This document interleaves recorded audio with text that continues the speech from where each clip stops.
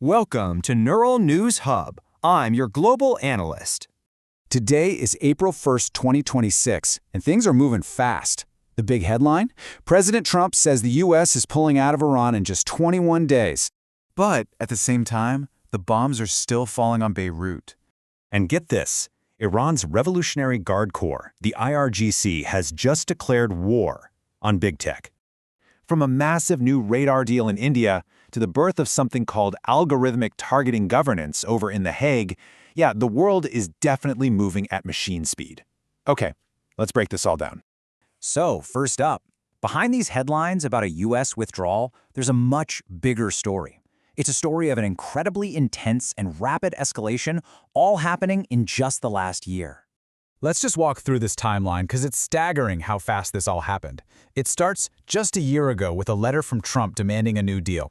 Pretty standard stuff. But by June, the U.S. is already assisting Israel in a war. Then January, a huge military buildup. And then in February, the gloves really came off. Joint strikes with a new, openly stated goal, regime change. And this all led, just last month, to the assassination of Iran's supreme leader.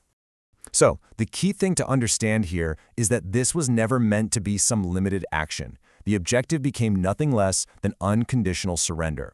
This wasn't about containing Iran. It was about completely dismantling the regime. But here's the thing. The real fallout from this war isn't just contained to the Middle East.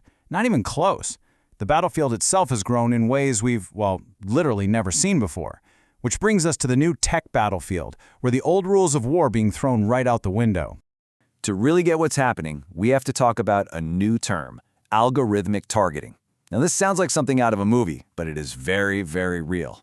U.S. intelligence and Israeli forces used advanced AI systems to track down and kill over 250 senior Iranian officials, including the supreme leader himself. And this is where the story takes a wild turn. How did Iran respond? You'd think they'd hit a military base, right? Or an embassy. Nope. They declared war on the companies that they see as responsible, the tech giants that actually built the AI. Look at this list. We're talking about the biggest names in the world. This is the chilling new reality we're living in. The line between a soldier in a trench and a software engineer in Silicon Valley is starting to just disappear. When a country says a corporate headquarters is a legitimate target, the very idea of a battlefield has changed forever. So, with this crazy new world of state versus corporate warfare, how are other global powers supposed to react? Well, they're watching very closely, and they're building up their own tech defenses. Let's take India, for example. Their answer is to pour a massive amount of money into their own domestic defense tech. We're talking about a contract worth nearly 2,000 crore rupees. That's about $235 million US for new advanced mountain radars. This is a direct response to this changing world. And this isn't just about buying some new toys. It's a huge strategic shift. The policy is called Atmanirbhar Bharat, which means self-reliant India. The whole point is to design, develop, and build critical defense gear right there in India, so they don't have to depend on other countries in a world that's getting more unstable by the day. This new radar system, designed by India's own defense research organization, is the perfect example. It's all part of a bigger plan to build a high-tech shield around the country, making sure their national security is in their own hands, safe from foreign politics or supply chain shocks. So if we pull back, the picture is pretty clear. A traditional war between nations in Iran has opened up a brand new battlefield. States against corporations.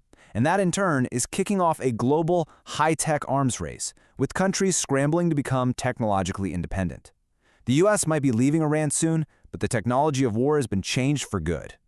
And that leaves us with this final, really important thought. As the soldiers pack up and go home, a new kind of army, an algorithmic one, is staying behind. And we are just starting to figure out what that's going to mean for the future of war. If you found this breakdown valuable, please do hit the like and subscribe buttons. It helps us keep bringing you these updates.